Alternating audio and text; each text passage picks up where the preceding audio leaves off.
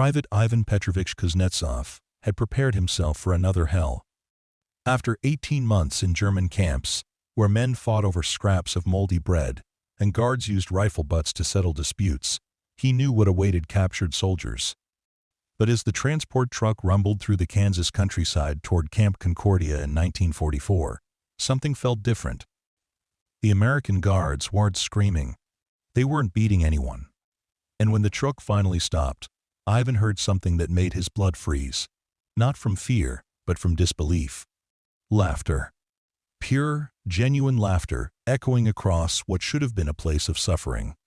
He didn't know that in just moments, an enemy soldier would hand him a leather glove and change everything he believed about war, about enemies, and about the thin line between hatred and humanity.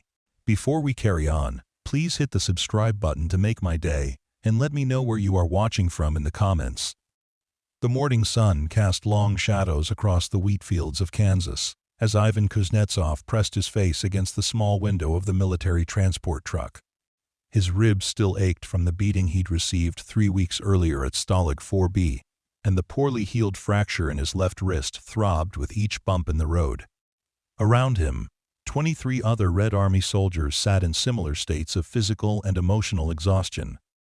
They had been among the lucky ones, if luck was the right word for surviving long enough to be transferred from German custody to American hands, as part of a prisoner exchange program that few of them fully understood. The truck's engine coughed and wheezed as it climbed a small hill, and through the canvas covering, Ivan could hear the driver and his companion speaking in English. Their voices carried an easy familiarity, punctuated by occasional bursts of laughter that seemed alien after so many months of harsh German commands and the constant undertone of violence that had defined their previous imprisonment. Ivan had learned enough German during his captivity to understand threats and orders, but English remained a mystery, though something in the rhythm and tone suggested these men were not discussing ways to make their prisoners suffer. Beside him, Sergeant Major Alexei Volkov shifted uncomfortably, his weathered face bearing the permanent squint of a man who had seen too much. Volkov had been captured during the retreat from Minsk in 1941, and had somehow survived 3 years in German camps, through a combination of cunning, brutality, and an iron will that impressed even his captors. He was the unofficial leader of their group, the man others looked to when decisions needed to be made, or when despair threatened to overwhelm them completely. "What do you think they have planned for us?" whispered Private Dmitry Orlov, a 19-year-old from Tula whose baby face had likely saved him from the worst German brutalities. The boy had been captured only 6 months earlier, but those months had aged him years. His once bright eyes now carried the hollow look that Ivan recognized in his own reflection. Volkov's response was barely audible above the truck's rumbling. "Same as always. Work until you drop, eat enough to keep you breathing but not enough to give you strength to fight back." The Americans probably learned efficiency from watching the Germans. Ivan nodded, though part of him wondered if that was entirely true. During the brief processing at the transfer facility in New York, American soldiers had been present, and while they had been professional and distant, there had been none of the casual cruelty that marked every interaction with German guards. No random beatings, no deliberate humiliation, no guards who seemed to take personal pleasure in prisoners' suffering. Still, Ivan had learned not to mistake the absence of obvious brutality for the presence of kindness. The truck began to slow, and through gaps in the canvas, Ivan caught glimpses of a sprawling complex surrounded by high fences topped with barbed wire. Guard towers rose at regular intervals, their silhouettes stark against the endless Kansas sky. It looked like every other prison camp he had seen, yet something felt different. The guards in the towers weren't pacing with the nervous energy of men expecting trouble. They appeared relaxed, almost casual in their posture. As the truck came to a complete stop, Ivan heard voices approaching from outside, speaking in English with the same easy tone he had noticed from the drivers. The canvas flap at the rear of the truck was pulled aside, revealing 2 American soldiers in olive-drab uniforms. One was a tall, lanky man with sun-bleached hair and a face that suggested he might have been a farmer before the war. The other was shorter, stockier, with dark hair and intelligent eyes that quickly assessed the prisoners without the predatory calculation Ivan had grown accustomed to seeing. "All right, fellas. Welcome to Camp Concordia," said the taller soldier in English, then repeated something similar in broken German. His pronunciation was terrible, but his tone was neither threatening nor mocking. "Come on out, nice and easy. Nobody's going to hurt you here." The prisoners exchanged glances, uncertainty written across every face. In their experience, reassurances from captors were usually preludes to particularly creative forms of punishment. But they had no choice, except to comply, and one by one they climbed down from the truck onto the hard-packed earth of the camp's central area. What Ivan saw next challenged every assumption he had formed about American prisoner-of-war camps. To his left, a group of German prisoners, distinguishable by their gray uniforms, were engaged in what appeared to be a casual conversation with American guards. The Germans were not standing at rigid attention or cowering in fear. They were talking, gesturing, even smiling. One guard was showing a German prisoner something in what looked like a letter, and the prisoner was nodding and pointing to different parts of the page. But it was the scene to his right that made Ivan question whether exhaustion and malnutrition had finally caused him to hallucinate. In a large open area, between two long wooden barracks, American soldiers and what appeared to be prisoners were playing some sort of game with a ball and wooden clubs. The Americans were shouting encouragement, laughing when someone missed the ball, and celebrating when someone made a good play. The prisoners, a mix of Germans and what looked like other nationalities, were participating with genuine enthusiasm. "What in the name of Lenin is that?" muttered Dmitri, staring at the scene with the same bewilderment that Ivan felt. Sergeant Volkov's expression had hardened into the suspicious scowl that had served him well during 3 years of German captivity. "It's a trick," he said quietly, his voice carrying the authority of experience. "They want us to relax, to think we're safe. Then they'll spring whatever trap they've prepared." The tall American soldier, who wore sergeant's stripes on his sleeve, seemed to notice their confusion. He approached the group of Soviet prisoners with unhurried steps, his hands visible and empty. "I know this probably looks pretty strange to you boys," he said, still speaking that mangled German. "My name is Sergeant Robert Hayes, and I'm going to be one of your liaisons here at Concordia. That game they're playing is called baseball. It's popular back home in America. And we've found that teaching it to prisoners helps pass the time and keeps everyone out of trouble." End quote. Ivan found himself studying Hayes's face for signs of deception or hidden cruelty, but the man's expression remained open and seemingly genuine. There were no tells that Ivan had learned to recognize in German guards, no slight tightening around the eyes that suggested violence was being held in check, no unconscious fingering of weapons or clubs. "You'll be processed in the next hour," Hayes continued. "Assigned bunks, given clean clothes and a hot meal. Tomorrow you'll meet with the camp commander and learn about our rules and expectations. For now, just try to relax and understand that you're safe here." Safe. The word seemed to echo in Ivan's mind as he was led through the processing routine. Safe was not a concept that had applied to his life since the German shells had started falling on his position outside Smolensk 2 years earlier. Safe was not something prisoners of war experienced, especially Soviet prisoners who had been taught that capture was a form of treason and that death was preferable to surrender. The processing itself reinforced Ivan's confusion about this place. Instead of the humiliating strip searches and brutal medical examinations he had endured in German camps, the Americans conducted their inspection with something approaching professionalism and courtesy. A medic, a soft-spoken man from Georgia, whose accent Ivan could not understand, but whose gentle manner was unmistakable, examined Ivan's wrist and made notes about treating the improperly healed fracture. When Ivan flinched away from the man's touch, expecting pain, the medic paused and spoke in reassuring tones, even though Ivan couldn't understand the words. The quarters he was assigned to were another shock. Instead of the overcrowded, filthy barracks he had known in German camps, where 30 men might share space designed for 15, Ivan found himself in a clean dormitory with individual bunks, each equipped with blankets that appeared to have been recently washed. The floor was swept clean, the windows actually had glass in them, and there were no obvious signs of the violence and desperation that had marked every German facility he had experienced. His bunkmate turned out to be a German corporal named Klaus Weber, a man about Ivan's age who had been captured in North Africa almost 2 years earlier. Weber spoke passable Russian, having been stationed on the Eastern Front before his transfer to Rommel's Africa Corps, and he seemed genuinely pleased to have someone to talk to in a language other than English or his native German. "You look like you've seen ghosts," Weber observed, as Ivan sat heavily on his assigned bunk. "I had the same expression when I first arrived here 6 months ago. You keep expecting the other shoe to drop, but it doesn't." Ivan studied Weber carefully. The German looked healthy, well-fed, and showed none of the psychological damage that Ivan had come to recognize in long-term prisoners. His uniform was clean and properly fitted, his hair was neatly trimmed, and his eyes held an alertness that suggested he was neither starving nor living in constant fear. "The Americans?" Ivan said slowly, testing his German vocabulary. "They don't beat prisoners?" Weber's laugh was genuine and carried no trace of bitterness. "Beat us? Mein Gott, no. The worst punishment I've seen here is being banned from the baseball games for a week. And that only happened to Schmidt because he got drunk on homemade prison wine and tried to climb the fence.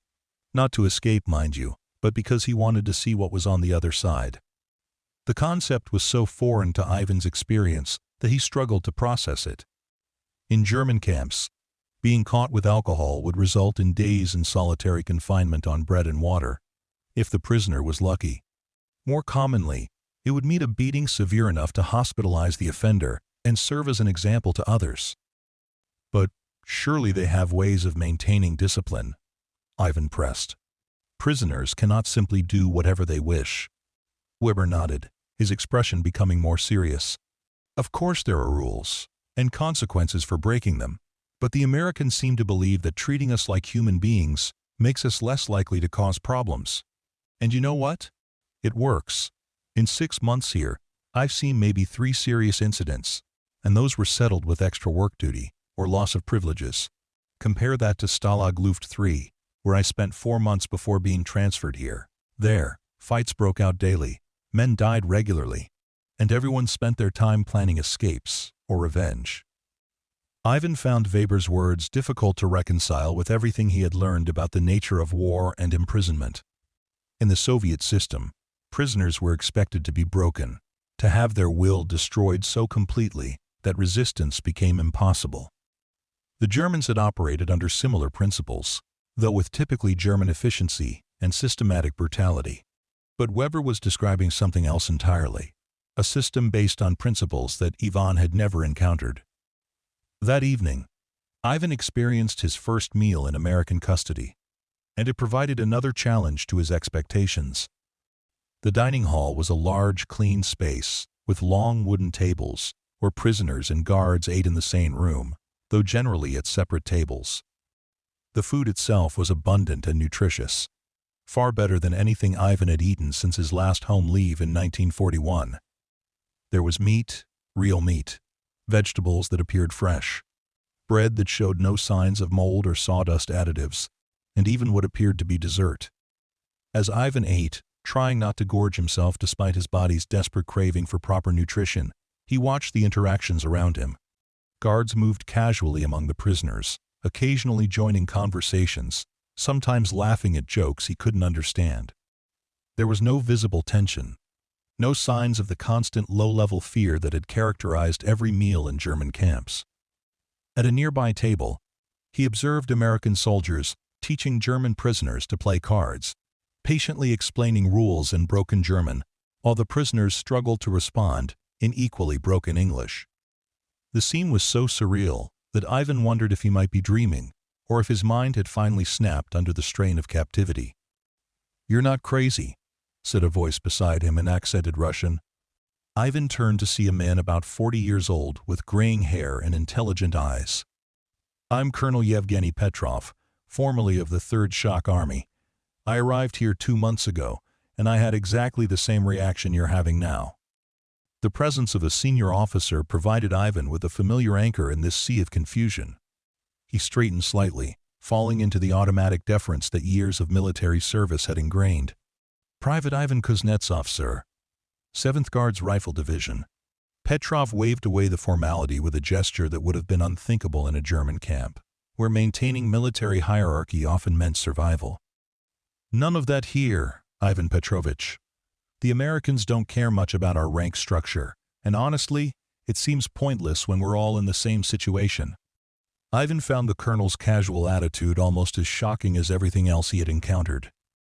Sir, forgive me, but how can you be so relaxed? This has to be some sort of elaborate deception.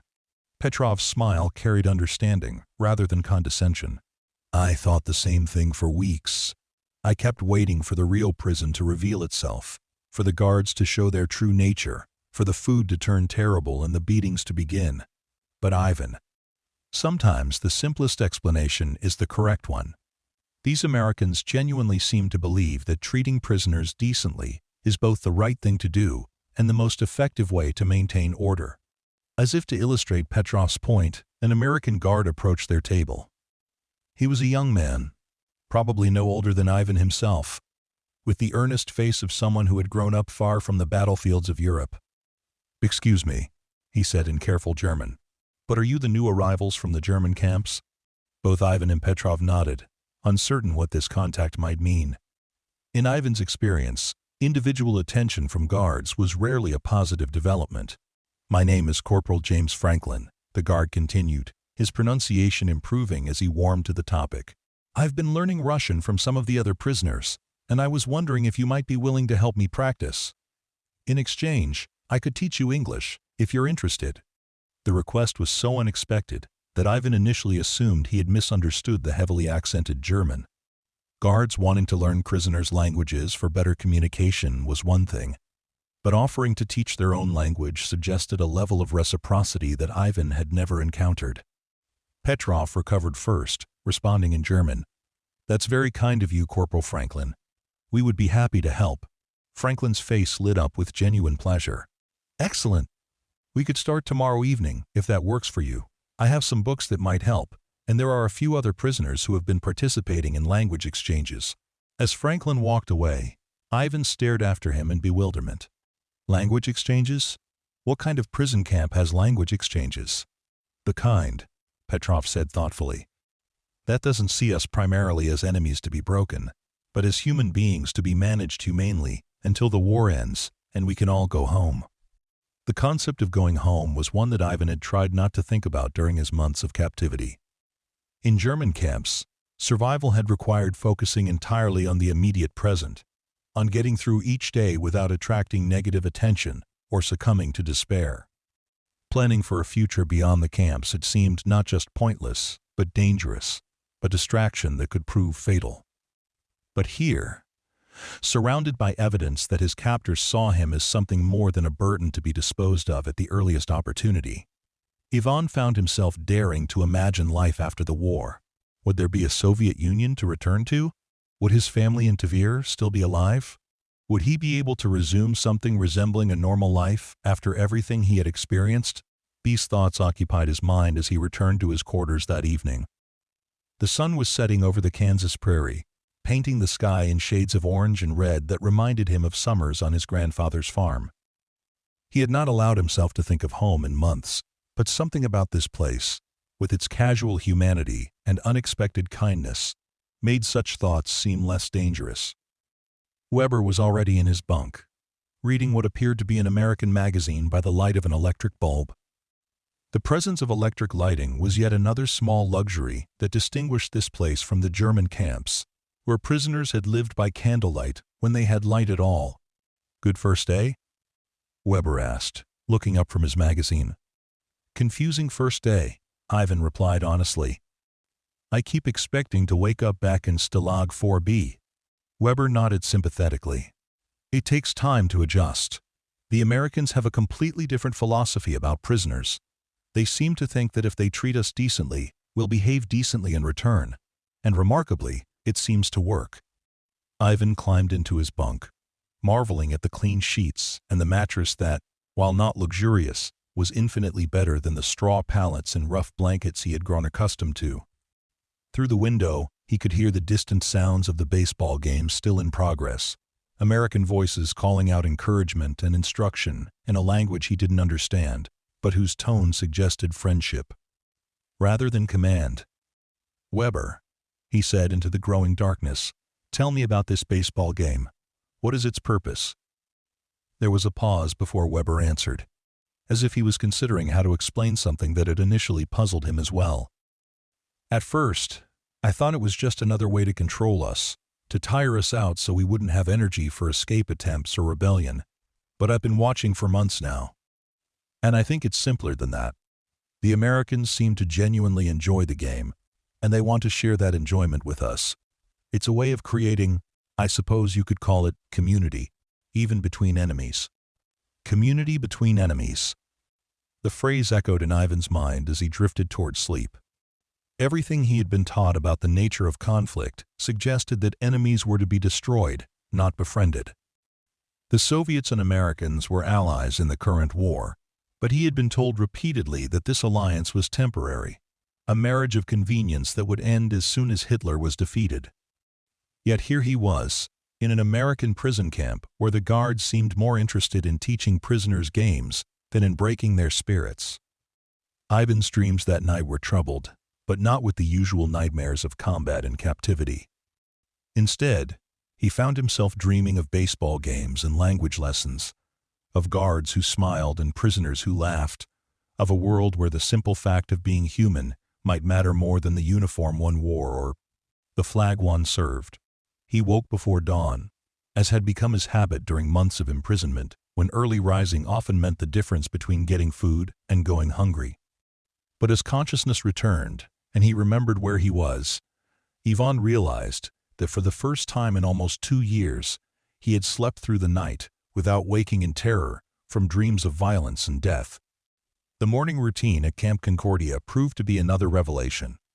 Instead of being roused by shouting guards with clubs, the prisoners were awakened by a simple bell and allowed to dress and prepare for the day at their own pace. Breakfast was another substantial meal, and Ivan noticed that the American guards ate the same food as the prisoners, albeit at separate tables. After breakfast, Ivan and the other new arrivals were assembled for orientation with the camp commander, Colonel William Harrison. Harrison was a career military officer in his 50s, with gray hair and the bearing of a man accustomed to command, but without the harsh edge that Ivan associated with military authority. He spoke through an interpreter, a German-American sergeant who had been born in Hamburg but raised in Minnesota. "Gentlemen," Harrison began, his voice carrying across the assembly area without needing to shout, "welcome to Camp Concordia. I want to start by making several things clear. First, while you are prisoners of war, you are also human beings deserving of basic respect and dignity. Second, this camp operates under the Geneva Convention, and you have rights that will be respected. Third, your treatment here will depend largely on your own behavior.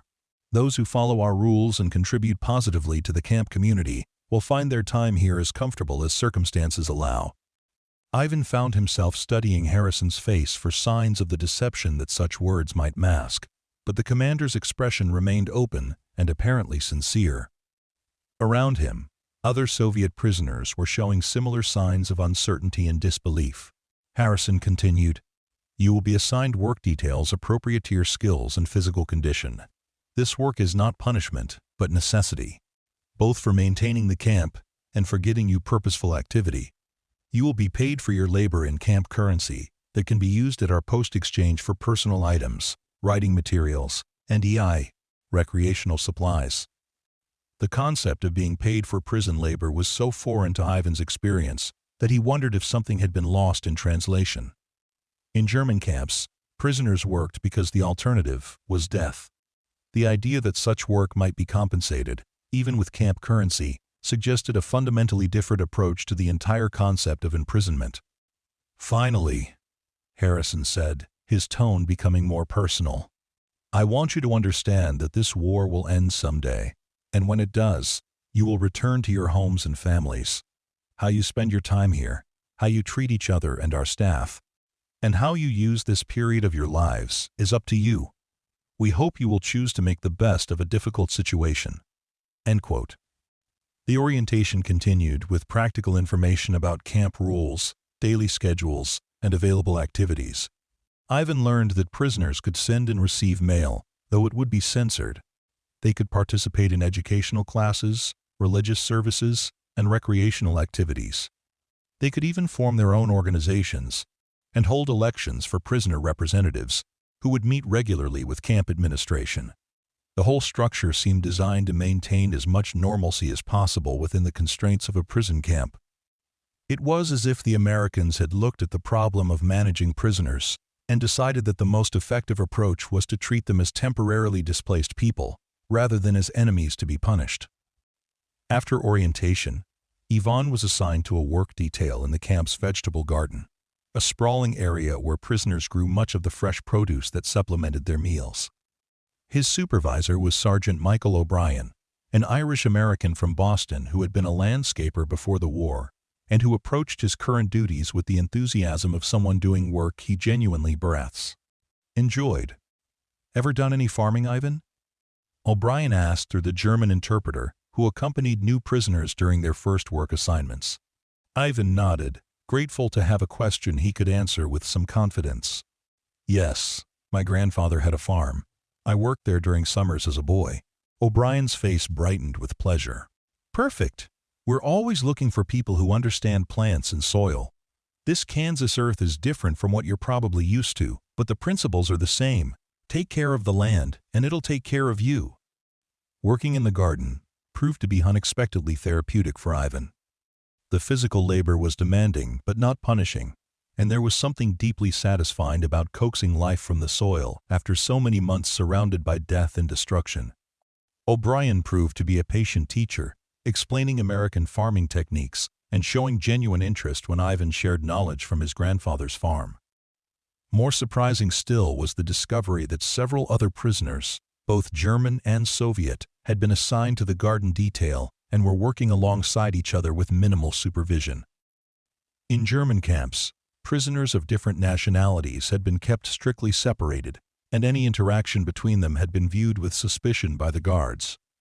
Here, Ivan found himself working next to a German private named Hans Müller, a former farmer from Bavaria who proved to have extensive knowledge of crop rotation and soil management.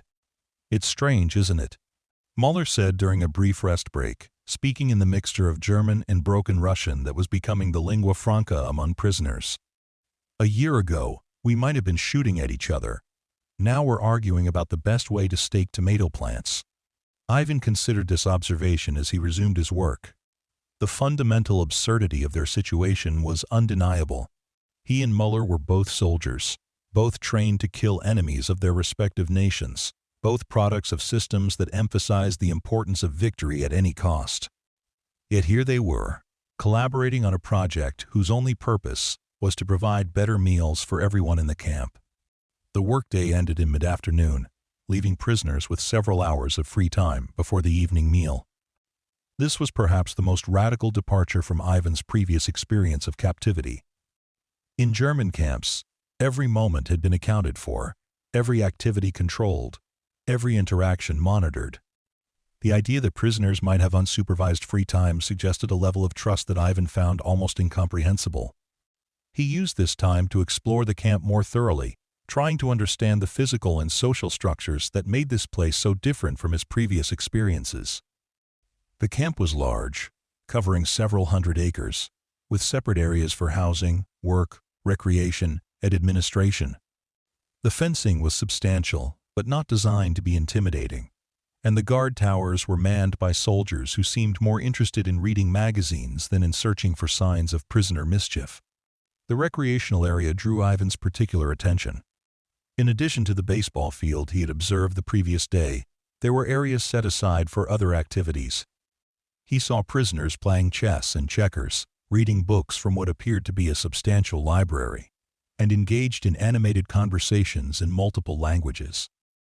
Some were working on what looked like art projects, while others practiced musical instruments that had somehow been made available. But it was the baseball field that continued to fascinate him most. As the afternoon wore on, prisoners and guards began gathering for what appeared to be a regular game. The participants included Americans, Germans, and what Ivan now realized were prisoners from several other countries. They were choosing sides with the casual good humor of neighbors organizing a pickup game, not enemies forced together by the circumstances of war.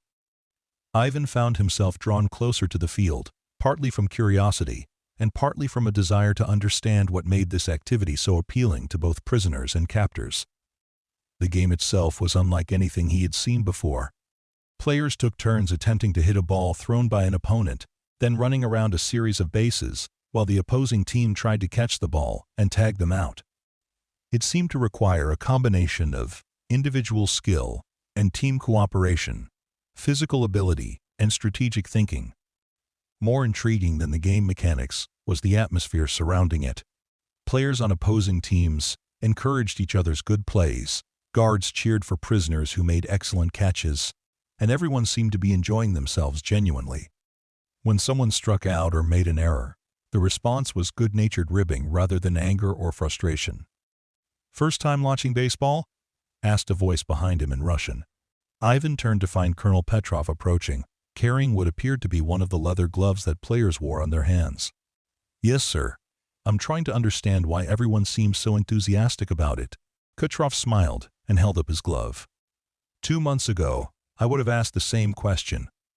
Baseball seemed like a peculiar American obsession with no practical value, but I've discovered that it serves several purposes beyond simple entertainment. Ivan waited for Petrov to elaborate, curious about what insights a senior officer might have gained from his longer experience in the camp. "First," Petrov continued, "it provides a structured activity that channels competitive energy in positive directions. Instead of prisoners fighting each other or planning escapes, they compete on the baseball field. Second, it creates bonds between people who might otherwise see each other only as enemies. When you've played on the same team as someone, it becomes harder to hate them simply because they wear a different uniform." End quote. The logic was clear, but Ivan still struggled with the implications. "But sir, doesn't this serve American interests by making us more compliant prisoners?" Petrov's expression became more thoughtful. "Perhaps. But is that necessarily a bad thing? We are prisoners, Ivan, whether we like it or not. The war continues without us, and our current situation won't change until it ends. Given that reality, would you prefer to spend your time here in misery and conflict, or finding moments of enjoyment and human connection?" Before Ivan could respond, they were interrupted by an American voice calling out in heavily accented Russian, "Colonel Petrov, are you playing today?" The speaker was Sergeant Hayes, the liaison officer who had welcomed their group the previous day. He was carrying a baseball glove and wearing the casual uniform that American soldiers seemed to favor during off-duty hours. "I think so," Petrov replied in his improving English. "But first, I want to introduce you to Private Kuznetsov. He arrived yesterday and is curious about baseball." Hayes turned his attention to Ivan with the same friendly manner he had displayed during their arrival. "Excellent. We always need new players. Have you ever played any sports, Private?" Ivan found himself struggling to respond in German, the only common language he shared with Hayes. "Some football? What you call soccer? And ice hockey in winter." Hayes's face lit up with enthusiasm. "Perfect. Hockey players usually take to baseball pretty quickly. Good hand-eye coordination, understanding of team play. Would you like to try?" The invitation was so unexpected that Ivan felt momentarily paralyzed. Everything in his experience suggested that accepting would be dangerous, a sign of weakness or collaboration that could have serious consequences. Yet looking around at the other prisoners who were clearly participating willingly, and remembering Colonel Petrov's words about making the best of their situation, Ivan found himself nodding. Hayes immediately called out to another American soldier, who trotted over carrying an extra glove. "This is Corporal Danny Rodriguez," Hayes explained. "He's from New Mexico and played baseball in college before the war. Danny, this is Ivan. He's never played baseball, but he has hockey experience." Rodriguez extended his hand in the casual American gesture of friendship, and after a moment's hesitation, Ivan shook it. The simple human contact, offered without calculation or hidden agenda, sent an unexpected warmth through Ivan's chest. "Good to meet you, Ivan," Rodriguez said in his careful German. "Baseball is easy to learn if you're athletic. The important thing is to have fun. Fun. The word seemed almost foreign to Ivan after so many months of survival-focused existence. When had he last done anything simply because it was enjoyable, rather than necessary for staying alive? Rodriguez led Ivan to an area away from the main game, where several other new players were practicing basic skills. He placed a glove on Ivan's left hand, showing him how to position his fingers and adjust the fit. The leather was worn soft from use, and Ivan could see that it had been carefully maintained, despite obvious age. This glove belonged to a German prisoner who was repatriated last month, Rodriguez explained. He wanted it to go to someone who would appreciate learning the game. The idea that a German prisoner would care about the fate of his baseball equipment after leaving the camp suggested a level of emotional investment that Ivan found difficult to understand. Why would someone form attachments to recreational activities in a prison camp? Rodriguez began with basic catching, tossing a ball gently underhand to Ivan and instructing him on proper technique. Keep your eye on the ball. Let it come to you. Use both hands when you can. Don't worry about catching everything at first. Just get a feel for it. The first few attempts were awkward, with Ivan either missing the ball entirely or failing to secure it in his glove. But gradually, muscle memory from his hockey experience began to assert itself. The hand-eye coordination required was similar, and the anticipation skills he had developed on ice translated surprisingly well to fielding ground balls. After 20 minutes of practice, Rodriguez pronounced Ivan ready to join the game. He'll start in right field, he explained, walking Ivan to his position. Most balls won't come your way, so don't worry about making mistakes. Just watch the ball and try to catch anything that comes to you. Standing in the outfield, surrounded by prisoners and guards who were focused entirely on the game rather than on maintaining the artificial barriers that defined their official relationships, Ivan experienced a moment of cognitive dissonance so profound that he wondered if he might be dreaming. 6 months earlier, he had been fighting desperately to hold a position outside Vitebsk, watching his comrades die around him as German artillery pounded their foxholes.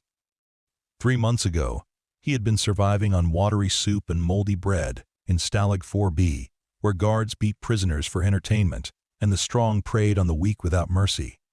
Now he was standing in a Kansas meadow on a warm afternoon, wearing an American baseball glove and waiting for someone to hit a ball in his direction, while enemy soldiers called out encouragement and fellow prisoners argued good-naturedly about strategy and technique.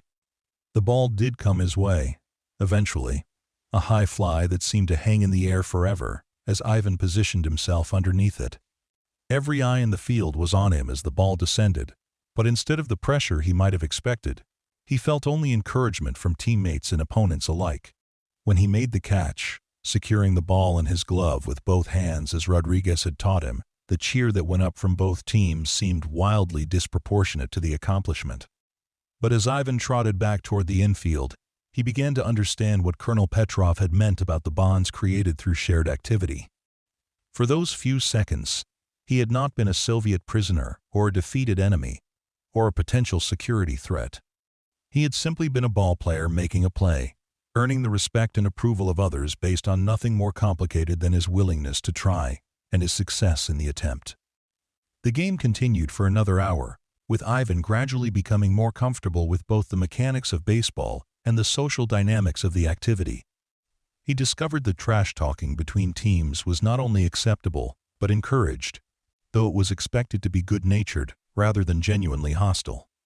When he successfully hit his first pitch, sending the ball between two fielders for what Rodriguez called a single, the celebration from his teammates included American guards who seemed as pleased by his success as his Zamora. Fellow prisoners. As the sun began to set and the game wound down, Ivan found himself walking back toward the barracks alongside Klaus Weber and several other players. The conversation was a mixture of languages and topics, ranging from analysis of particular plays to speculation about baseball prospects in their home countries after the war. "You're a natural," Weber observed, still speaking the German-Russian mixture that had become their common language. Rodriguez was right about hockey players adapting quickly. Ivan considered this assessment as they reached their quarters. The compliment pleased him more than it should have, given the baseball skill would have no relevance to his life after the war. Yet there was something deeply satisfying about mastering a new challenge, about proving to himself that he could still learn and adapt despite everything he had endured. That evening, as Ivan lay in his bunk reflecting on the day's experiences, he found his perspective on Camp Concordia beginning to shift in ways that made him uncomfortable. The logical part of his mind insisted that he should remain suspicious, that kindness from captors was inevitably a prelude to manipulation or worse. But the evidence of his senses suggested something different, a prison camp where the primary goal seemed to be maintaining order through decency rather than fear. Weber's soft snoring from the adjacent bunk provided a comforting background noise as Ivan wrestled with his changing perceptions. In German camps, sleep had been fitful and dangerous, with prisoners always alert for the possibility of violence from guards or fellow inmates. Here, the atmosphere was so relaxed that men could sleep deeply without fear, trusting that they would wake up unmolested and fed. The next few days fell into a routine that Ivan found both strange and oddly comforting. Morning formation was followed by breakfast, then work assignments that seemed designed as much to keep prisoners occupied as to accomplish any vital tasks. Ivan continued working in the garden, where he formed an unlikely friendship with Hans Müller, and learned more about American agricultural techniques than he had ever expected to need. The afternoons brought language lessons with Corporal Franklin, who proved to be an enthusiastic if sometimes confused student of Russian. In exchange, Ivan's English began to improve rapidly, helped by his growing motivation to communicate directly with the American guards rather than relying on interpreters. Franklin was a farm boy from Iowa who spoke about his home with the same affection that Ivan felt for his grandfather's land outside Tver. And their conversations often drifted from language instruction to comparisons of farming practices in their respective countries. "Your grandfather sounds like he was a wise man," Franklin observed during one of their sessions, as Ivan described the techniques his grandfather had used for preserving soil fertility without chemical fertilizers. "My dad always said that good farmers think like the land thinks, work with nature instead of against it." The comment struck Ivan as profoundly true, and also as an unexpected bridge between their very different worlds. Despite the war, despite the political systems that had made them enemies, despite the ocean of cultural differences that separated them, they were fundamental human experiences that transcended all boundaries.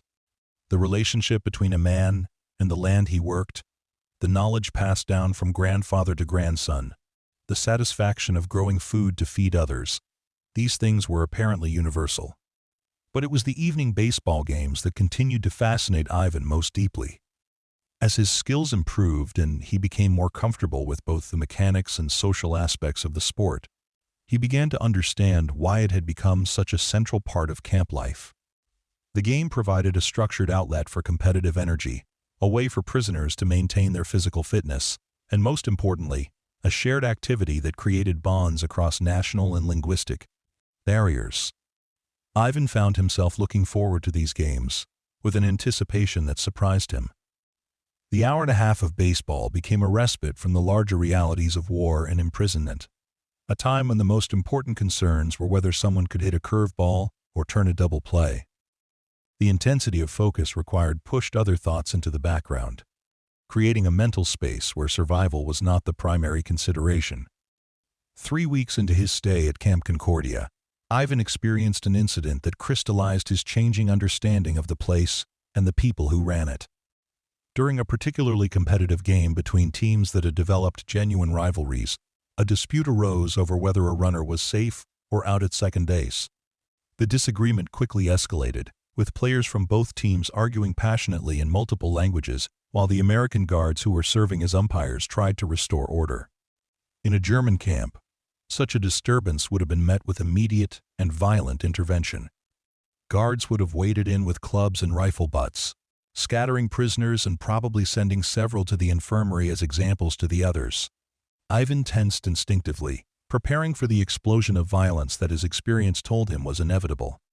Instead, Sergeant Hayes walked calmly onto the field and raised his hands for attention. When the arguing continued, he put 2 fingers in his mouth and produced a piercing whistle that cut through all conversation. The players fell silent, waiting to see what punishment would follow their breach of discipline. "Gentlemen," Hayes said, his voice carrying clearly across the field. "This is a game, not a war. The whole point is to have fun and get some exercise. If you can't disagree without shouting at each other, then maybe you need to take a break and cool off." He paused, looking around at the assembled players with an expression that was disappointed rather than angry. "Now, I'm going to make a ruling on the play, and we're going to accept it and move on. If anyone has a problem with that, they can sit out the rest of the game and think about whether they want to participate tomorrow." The ruling went against Ivan's team, but instead of the resentment and continued argument he might have expected, the players accepted Hayes' decision and resumed play. More importantly, Ivan realized that the sergeant's authority had come not from fear of punishment, but from respect earned through fair treatment and consistent behavior.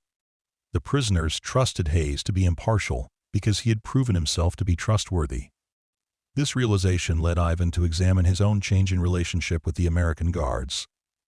Over the weeks, he had gradually stopped thinking of them primarily as captors and begun seeing them as individuals with distinct personalities, backgrounds, and motivations. Sergeant Hayes was a career soldier who took pride in running an orderly camp where everyone was treated fairly. Corporal Franklin was a farm boy who missed his family and found comfort in talking about agricultural techniques with prisoners who shared his background. Corporal Rodriguez was a college-educated athlete who genuinely enjoyed teaching baseball skills to anyone willing to learn. None of them seemed to harbor personal animosity toward their prisoners, nor did they appear to take any pleasure in the power that their positions gave them. They were simply men doing a job, trying to manage a difficult situation as humanely as possible, while maintaining the discipline necessary for the camp to function effectively. This humanization of his captors created unexpected emotional complications for Ivan. It was easier to maintain psychological distance from guards who were clearly brutal or sadistic. When captors behaved like monsters, prisoners could preserve their sense of moral superiority and maintain their identity as victims of an unjust system. But when guards treated prisoners with basic decency and respect, the simple narrative of good versus evil became much more complicated. Ivan found himself wondering about the Americans' motivations. Were they being kind because their system required it, because their personalities inclined them toward decency, or because they had calculated that kindness was the most effective way to control prisoners? Did it matter, as long as the result was better treatment and more humane conditions? These questions became more pressing when Ivan received his first letter from home, nearly 2 months after his arrival at Camp Concordia. The letter had been written by his sister Katerina, and had somehow made its way through the chaos of war-torn Europe to reach him in Kansas. The familiar handwriting and the news of family members brought tears to his eyes and a flood of homesickness that he had been suppressing since his capture. Katerina wrote that their parents were well, that the farm was still operating despite the difficulties of wartime, and that everyone hoped and prayed for his safe return when the fighting ended. She mentioned neighbors who had been killed in air raids, friends who had been conscripted and never returned, and the daily struggles of life in a country where everything was in short supply.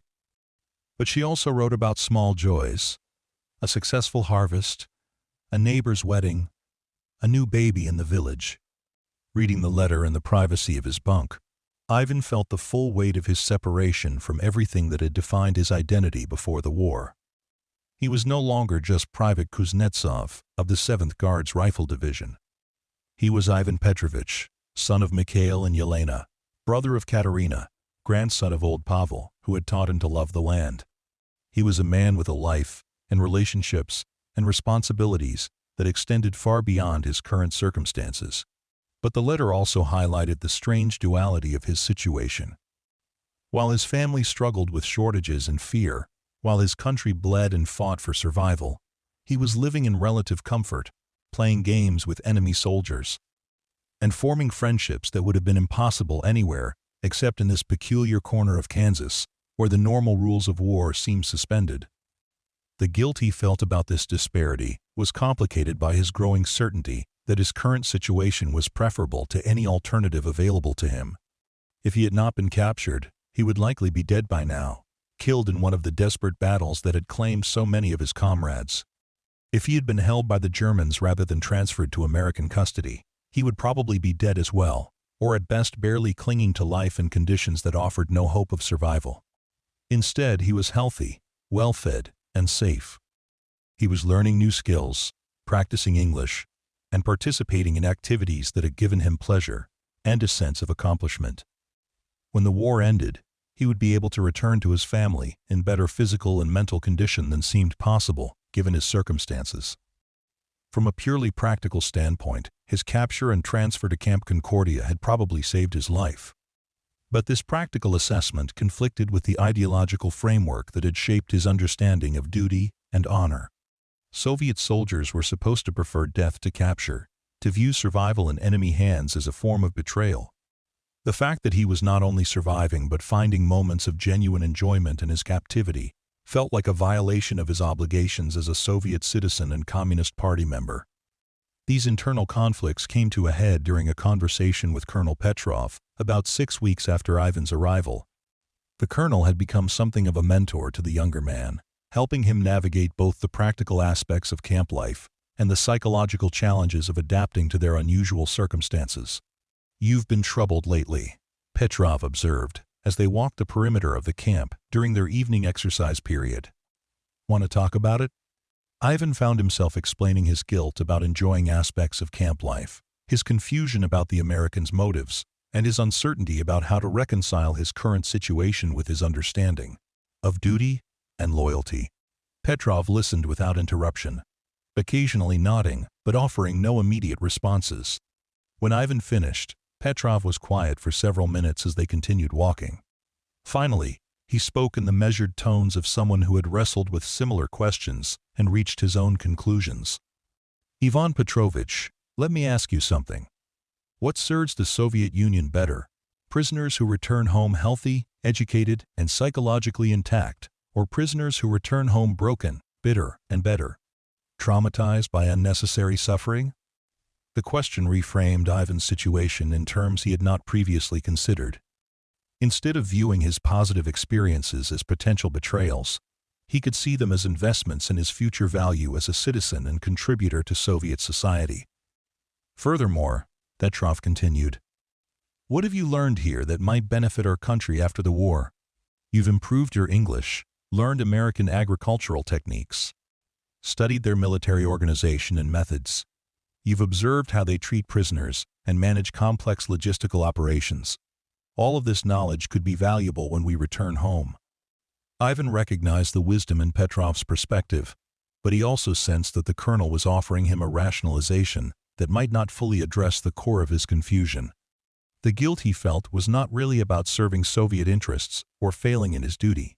It was about the simple human fact that he was finding friendship and enjoyment in relationships with people who were, technically speaking, his enemies. "Sir," Ivan said carefully, "what troubles me most is that I've begun to like some of these Americans. Not just respect them or appreciate their fair treatment, but genuinely like them as individuals. How can that be reconciled with our political reality?" Petrov's smile was understanding rather than dismissive.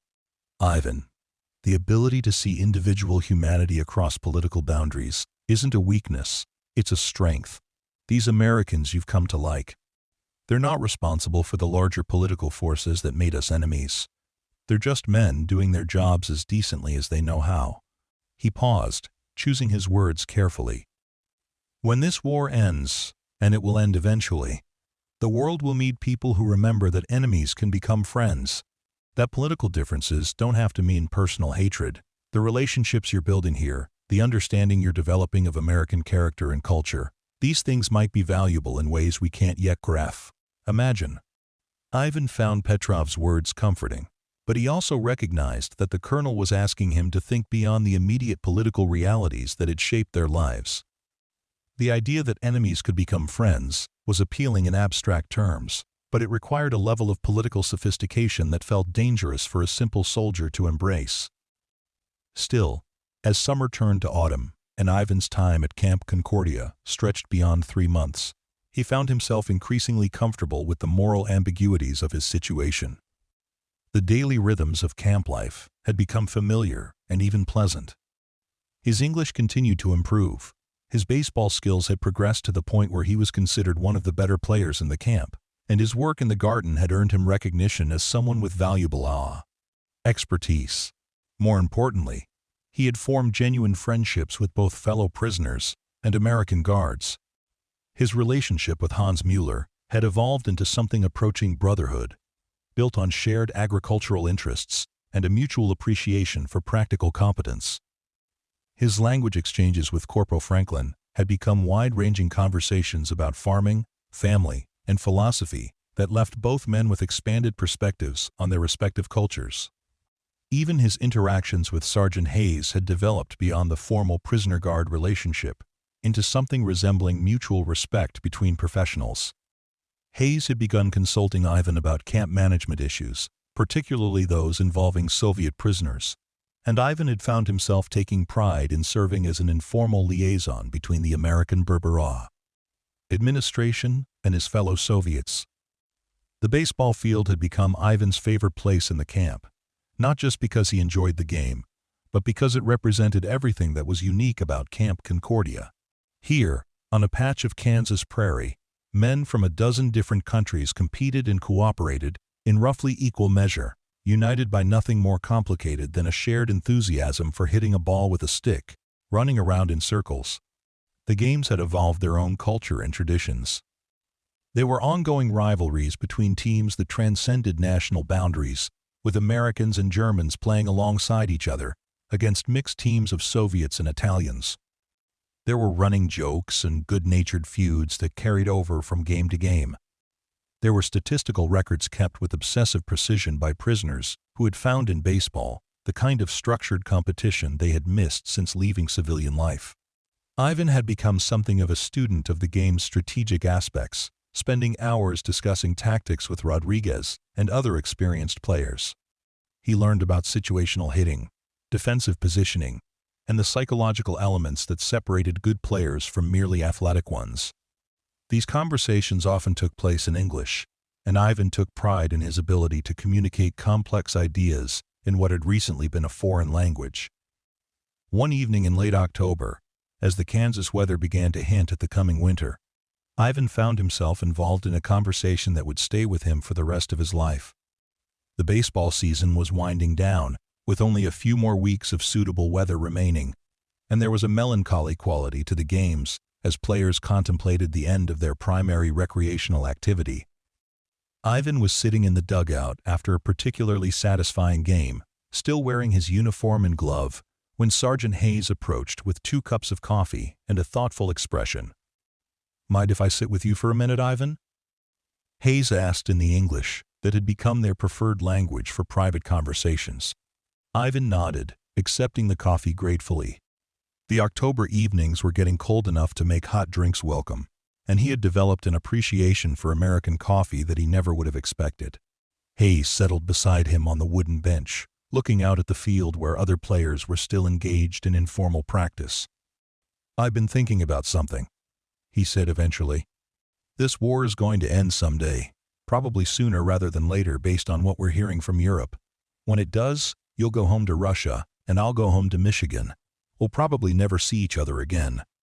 Ivan felt an unexpected pang at this observation.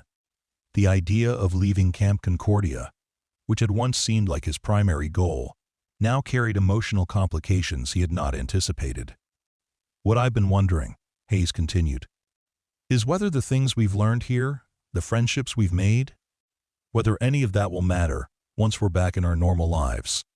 Will you remember that some Americans treated you decently, or will you just remember that Americans were your enemies?" The question was more profound than Ivan had expected from a conversation that had begun with casual small talk. Hayes was asking him to consider not just his personal memories, but the larger implications of their shared experience. "I will remember," Ivan said finally, his English careful but confident. "I will remember that enemies can be decent people, that wars are fought by governments, but lived by individuals. I will remember that you taught me baseball and treated me like a human being when you could have treated brass." "Me? Like a criminal?" Hayes nodded, apparently satisfied with this response. "Good, because I think that's important, maybe more important than we realize right now. the politicians and generals who decide when wars start and end. They don't usually think about the personal relationships that get formed along the way. But those relationships might be what prevent future wars, or at least make them less likely." End quote. They sat in comfortable silence for several minutes, watching the last light fade from the western sky. Ivan found himself thinking about the profound strangeness of his situation, sitting peacefully with an enemy soldier who had become a friend, discussing the philosophical implications of their relationship while surrounded by the mundane realities of a prisoner of war camp. "Hayes," Ivan said eventually, using the informal address that had become natural between them. "Can I ask you something?" "Of course." "Why did you Americans decide to treat prisoners this way? It would be easier and cheaper to just lock us up and feed us barely enough to keep us alive. Why play baseball and teach languages and worry about whether we're happy?" Hayes considered the question seriously, before responding. "I think it comes down to who we want to be as a country, as a people. We could treat you badly because you're enemies. But that would make us the kind of people who treat other human beings badly. And if we became that kind of people during the war, what kind of people would we be after the war?" The answer revealed a level of moral sophistication that Ivan had not expected from a simple soldier. Hayes was articulating a philosophy that went beyond immediate practical considerations to address fundamental questions about character and identity. Also, Hayes added with a slight smile, "Happy prisoners cause fewer problems than miserable ones. You've seen how smoothly this camp runs compared to what you probably experienced in German custody. That's not an accident." Ivan laughed, appreciating the combination of idealism and pragmatism that seemed to characterize the American approach to so many issues. They were willing to do the right thing, partly because it was right, and partly because it worked better than the alternatives. As winter approached and outdoor baseball became impossible, the camp's social dynamics shifted but did not fundamentally change. Indoor activities replaced outdoor ones, with increased emphasis on educational classes, craft projects, and reading. Ivan enrolled in an advanced English course taught by a German prisoner who had been a university professor before the war, and he began working his way through American literature with an enthusiasm that surprised him. The books he read provided insights into American culture and values that complemented what he had learned through personal interactions. Authors like Mark Twain and John Steinbeck presented pictures of American society that were more complex and nuanced than the propaganda portraits he had been exposed to before his capture. The characters in these books struggled with many of the same fundamental human problems that Ivan recognized from his own experience. The tension between individual desires and social obligations, the challenge of maintaining dignity in difficult circumstances, the search for meaning and purpose in an often chaotic world. Reading American literature also improved Ivan's understanding of the language in ways that conversation alone could not accomplish. He began to appreciate the subtleties of English expression, the way different word choices could convey not just different meanings, but different attitudes and emotions. This linguistic sophistication enhanced his relationships with American guards and made him a more effective interpreter for other Soviet prisoners who were struggling with communication barriers. Winter also brought news from the outside world that suggested the war might indeed be approaching its end. The camp's newspaper, which was produced jointly by American staff and prisoner volunteers, carried reports of Allied advances on multiple fronts and German retreats that suggested the Third Reich was approaching collapse. For the first time since his capture, Ivan began to seriously contemplate the prospect of returning home and resuming his civilian life. The anticipation of freedom brought mixed emotions. Ivan was eager to see his family again, to return to familiar surroundings and resume interrupted relationships. But he was also apprehensive about readjusting to a world that had continued changing during his absence, and he was genuinely sad about the prospect of leaving friends and activities that had become important, parts of his identity. Most complicated of all was his uncertainty about how his experiences at Camp Concordia would be received by Soviet authorities. Would his obvious good health and positive attitude be seen as evidence of collaboration with the enemy? Would his improved English and knowledge of American culture be viewed as valuable assets or dangerous contamination? Would the friendships he had formed be understood as evidence of his broad humanity or his insufficient loyalty to Soviet principles. These concerns were shared by other Soviet prisoners, and they became topics of frequent discussion during the long winter evenings. Colonel Petrov generally took an optimistic view, arguing that the Soviet Union would be too busy rebuilding to worry much about the details of individual prisoners' experiences. But others were more pessimistic, remembering stories of returned prisoners who had faced suspicion and persecution despite their suffering in enemy hands. Ivan found himself hoping that his demonstrable competence and practical skills, his language abilities, and his detailed knowledge of American agricultural and organizational methods would outweigh any concerns about his ideological purity. But he also recognized that much would depend on larger political developments that were beyond his control or prediction. Spring brought both the resumption of baseball and increasingly frequent rumors about imminent German surrender. The games resumed with the enthusiasm of people who had missed a beloved activity during the long winter months. But there was also an underlying awareness that this might be the final season for many of the participants. Ivan had continued improving during the winter through indoor practice and study of the game's finer points, and he returned to the field as one of the camp's most skilled players. His defensive abilities had progressed to the point where he was trusted to play the demanding shortstop position, which required quick reflexes, strong arm strength, and an understanding of situational tactics. His hitting had also improved significantly, making him a valuable contributor to his team's offensive efforts. But beyond his individual development, Ivan had come to understand baseball as a metaphor for many of the broader lessons he had learned at Camp Concordia. The game required individuals to excel within a team framework, balancing personal achievement with collective success. It demanded respect for rules and acceptance of neutral arbitration, even when decisions went against one's immediate interests. It rewarded both physical skill and mental preparation, both natural talent and dedicated practice. Most importantly, baseball had shown Ivan that competition could coexist with friendship, that people could be opponents without being enemies. The fierce rivalries that developed between teams never translated into personal animosity between individual players. The desire to win was balanced by respect for opponents and appreciation for good play, regardless of which team benefited. These lessons seemed to Ivan to have applications far beyond the baseball field. If men from different countries and conflicting political systems could compete fairly and build genuine relationships within the artificial environment of a prison camp, perhaps similar cooperation might be possible in the larger world when the war ended. The end, when it came, arrived with surprising suddenness. On May 8, 1945, Camp Concordia received official notification that Germany had surrendered unconditionally to the Allied forces. The war in Europe was over, and the process of repatriating prisoners to their home countries would begin immediately.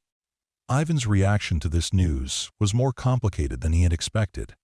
Relief at the prospect of freedom and reunion with his family was mixed with sadness at leaving a place that had become, in many ways, a second home. The friendships he had formed, the skills he had learned, the experiences he had shared, all of these would become memories rather than daily realities. The baseball field, which had been the site of so many meaningful moments during his time at Camp Concordia, took on special significance during his final weeks in Kansas. Ivan found himself spending extra time there, playing with particular intensity and trying to fix every detail in his memory. The feel of Kansas dirt under his cleats, the crack of a well-hit ball, the satisfaction of turning a difficult double play, the camaraderie of teammates and opponents who had become genuine friends.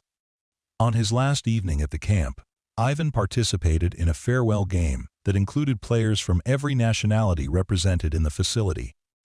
American guards played alongside German, Soviet, Italian, and Polish prisoners in a celebration of the shared humanity that had made Camp Concordia unique among wartime institutions. Sergeant Hayes made a brief speech before the game, speaking in English while interpreters translated for those who needed assistance. "This camp has been a home to men from many countries who came here as enemies," he said. "You're leaving as friends, and that gives me hope that the world after this war might be better than the world before it." The game itself was spirited but good-natured, with players more interested in celebrating their shared experiences than in winning or losing. Ivan played shortstop for a mixed team that included his bunkmate Klaus Weber at second base and Corporal Rodriguez behind the plate. The cooperation between former enemies felt natural rather than forced, a reflection of relationships that had been built through months of shared activity and mutual respect. When the game ended, players lingered on the field, reluctant to begin the process of saying goodbye. Ivan found himself exchanging addresses with several American guards, though he wondered whether letters between Kansas and the Soviet Union would be possible in the post-war world. He also said farewell to Klaus Weber, with whom he had shared quarters for almost a year and who had become something close to a brother. "Maybe someday," Weber said as they shook hands for what they both knew would be the last time. "The politicians will be as wise as the baseball players. Maybe they'll figure out that cooperation works better than conflict." Ivan nodded, though he was not optimistic about the prospects for continued friendship between their countries. The alliance between the Soviet Union and the Western powers had always been one of convenience rather than genuine compatibility, and with the common enemy defeated, those underlying tensions were likely to resurface quickly. But he also recognized that his personal relationships with Americans and Germans had demonstrated possibilities that transcended political boundaries. Whatever happened in the realm of international diplomacy, Ivan would always know that enemies could become friends under the right circumstances. That shared humanity could overcome artificial divisions when people were willing to see each other as individuals, rather than representatives of hostile systems. The journey home began 3 days later, with Ivan and his fellow Soviet prisoners boarding trains that would take them to processing centers on the East Coast before eventual transport back to Europe. As the train pulled away from Camp Concordia, Ivan pressed his face to the window for a final look at the baseball field, where he had learned so much about himself and about the possibilities for human connection across the barriers of war and politics. The wooden grandstands, the carefully maintained infield, the outfield fence decorated with signs in multiple languages. All of these details fixed themselves in his memory as symbols of a unique moment in his life when enemies had played games together and found friendship in the most unlikely circumstances. Years later, after Ivan had returned to his family farm in Russia and resumed his civilian life, he would often think about his time at Camp Concordia. The agricultural techniques he had learned proved valuable in improving crop yields.